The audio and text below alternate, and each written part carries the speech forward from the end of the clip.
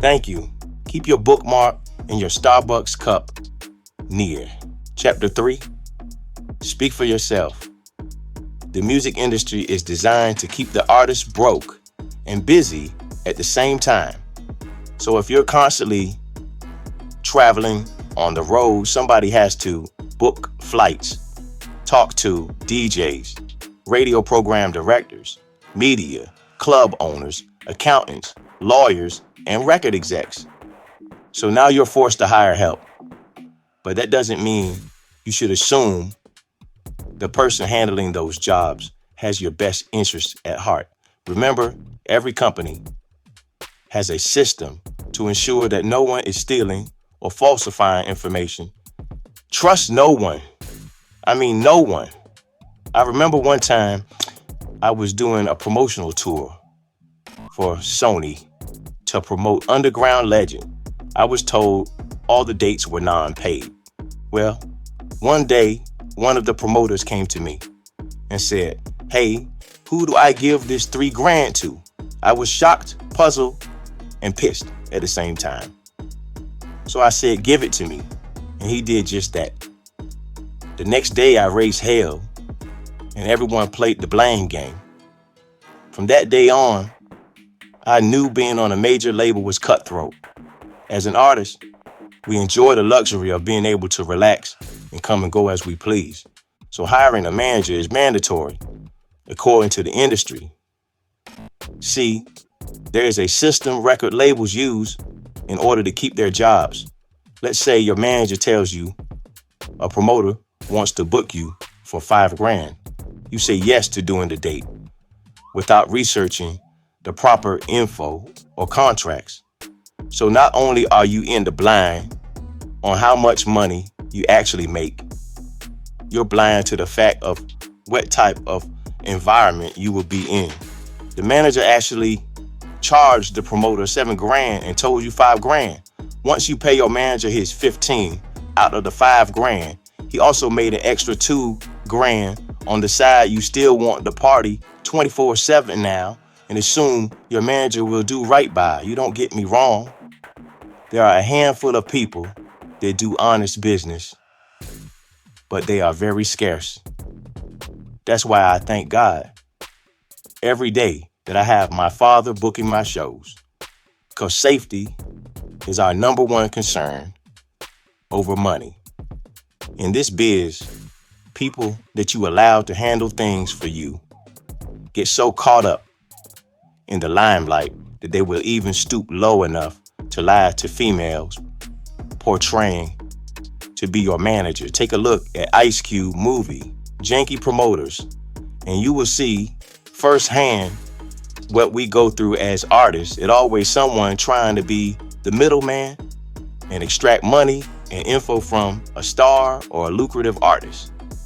I've seen managers try to speak for the artist and screw up relationships with program directors, DJs, and even endorsement deals.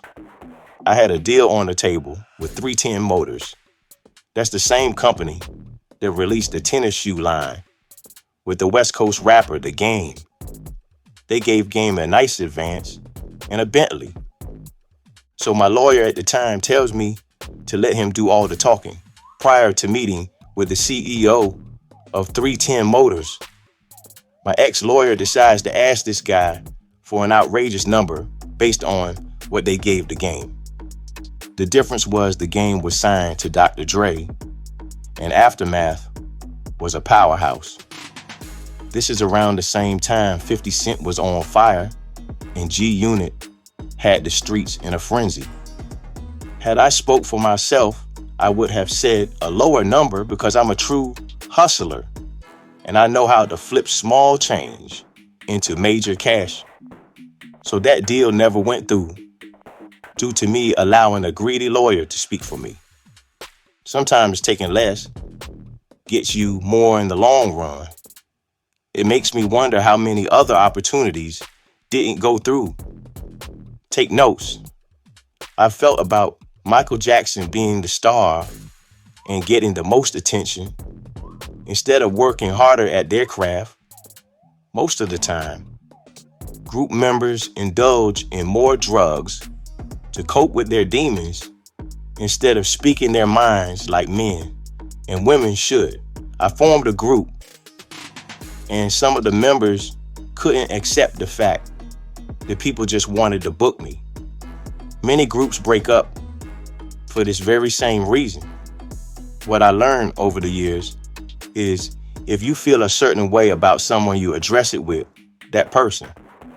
Because once you tell one person the info, it becomes distorted as it gets passed on. Remember these words, some people make it and some people don't. It just depends on what your definition of making it consists of. Chapter 5. Beyond time. I know many artists that took their precious time getting to scheduled events, and those actions resulted in their music being pulled off of the radio. Some artists even get blackballed in this industry. Blackballed to exclude or reject membership. Once the word gets around that you show up late, your bookings will decrease dramatically. Sometimes managers will overbook you to make you miss events just so he or she can clean it up and make it look as if they can repair problems, when 9 times out of 10, they help create the problems. When you show up to an event on time or even early, it shows maturity and makes you look like a legit businessman or businesswoman. Chapter 6. Hustle. Like you're broke. Just because you receive a nice check, don't let it go to your head. The number one problem with artists is they overspend and don't budget wisely. Majority of the entertainers get caught up in drugs, women/men, or jail. In order to be successful and stay successful, you have to stash a percentage of what you make for a rainy day. For instance, when I do a show, I take 50% and stash it away. Always remember, while you sleeping, there is another artist wide awake, gunning for your spot. When I travel to different cities and towns, I encounter different artists that are willing to collaborate. Some artists can't afford to pay me 12 grand like other artists can, so I lower the fee, especially if I like the record. Usually a major label doesn't want you to collaborate with other artists that aren't well known. Record labels look at you as if you are their slave. They command you to do things their way, or you suffer the consequences. And usually the consequences result in your album release date getting pushed back. If you don't become a yes man, they will make it harder and harder for you to reach your goal. These labels have budgets to pay for people to come to your shows and scream for you. So you may get caught in the hype thinking you are that much of a superstar when really it's all staged. Never become content with what you have or you lose it. Most artists in this game assume their assets will be around forever until they hit a brick wall. That's when the artist decides to blame everyone for their shortcomings and lack of income. If you continue to stay active and push your work habits to higher limits, you will be better off. Stay humble, but stay hungry. Chapter 7. Stay focused no matter what. In the music industry, temptation is the number one drug that overpowers most people's logical thinking. Women, men, drugs, power, and fame can distract you from finalizing your goals. As humans, we deal with different emotions. Some of us are great at holding our anger in and allowing it to build up, and some of us just can't hold it in. In this business, you will be forced to deal with and be around people who are racist, bitter, jealous, hateful, deceitful, and untrustworthy. Once you program your mind to accept that, things will be in proper perspective. You ever came up with an idea that seemed like a genius idea until someone came and shot it down. My whole career, I had books, movies, documentaries, energy drinks, clothing lines, air freshener, cartoons, and other lucrative blueprints prepared. Majority of the people that were trying to hold me back were way older than me. Had they been truthful to me, they would all be millionaires now. People fear and hate change unless they are forced to. For instance, a person that smokes cigarettes won't quit smoking until a doctor tells them they have cancer. Labels have a method and a system they use to make music sell. When you approach them with an idea that they never tried before, they shoot your idea down as if it's impossible. Go with your gut always and stay focused on the goals you want to reach. In my past, I allowed everyone else's problems to keep me off balance. Do I regret paying homeboys child support, taking pay cuts on my shows, bailing people out of jail, burying friends' parents, saving a few bodyguards' homes from going into foreclosure, retrieving rappers' jewelry for them when they got robbed, exposing new talent to my already cemented fan base, etc.? No, I just wished I would have done those things for people that appreciated it.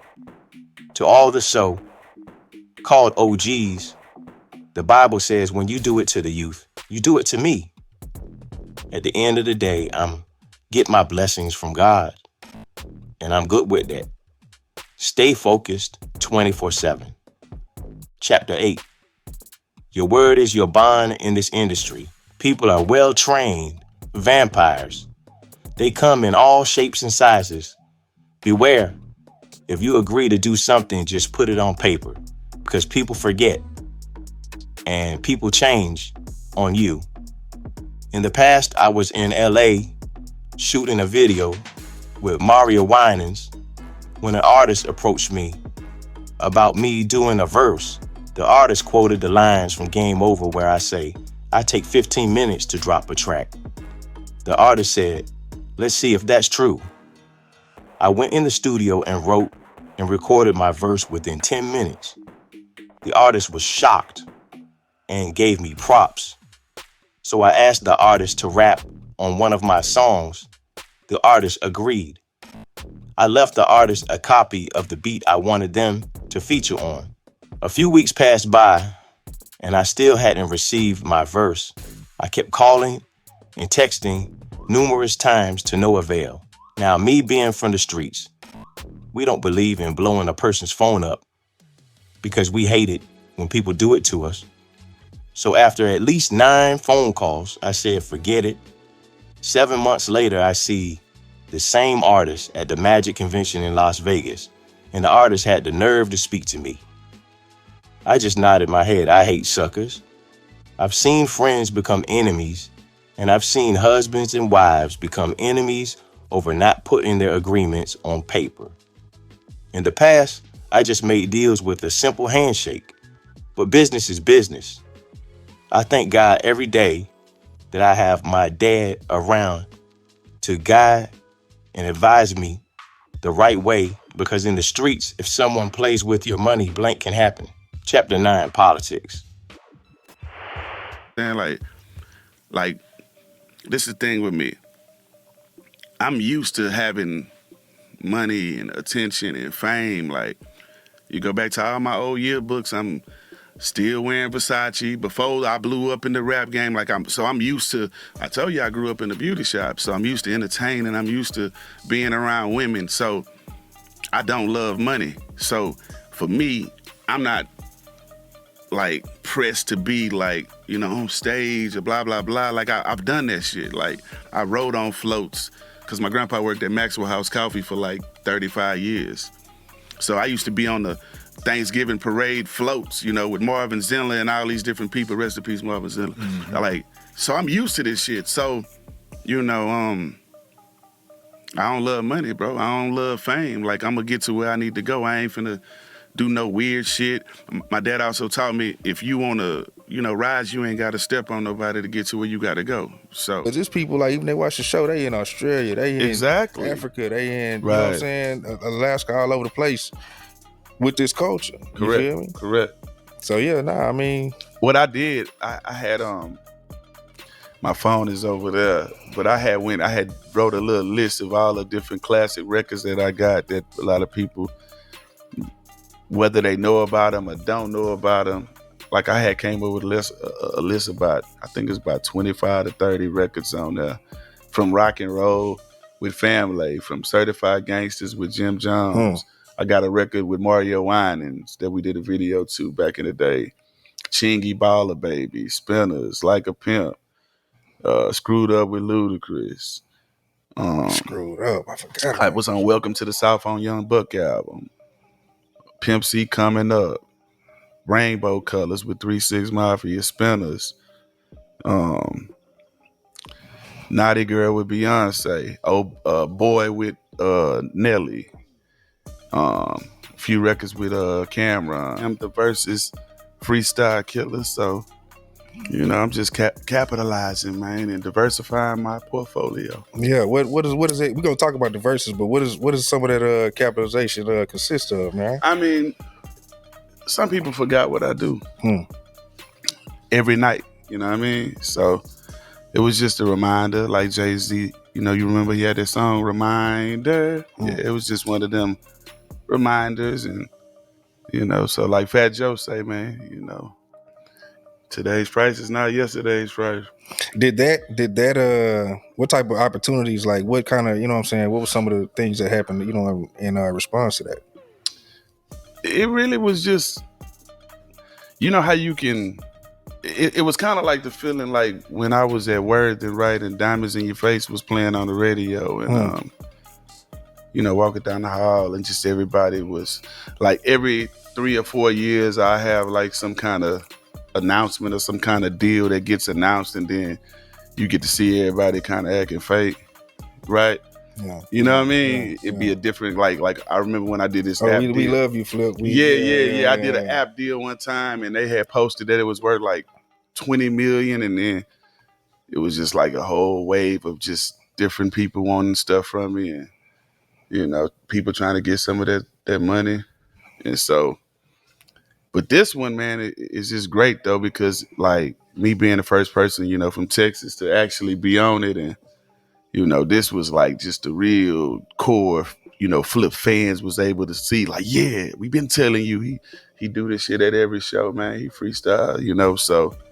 But yeah, the opportunities, man, it's just been, more green carpets rolled out. And me, I'm one of them people, I don't like to, ask people for favors, you know what I mean? So I like to wait until I need them. I don't believe in abusing my favors. So since I got a lot of stuff going on, I'm like, well, let me go and capitalize off all these people reaching out, wanting things, let me get some percentages and, some more generational wealth set up for the future. Yeah. Yeah.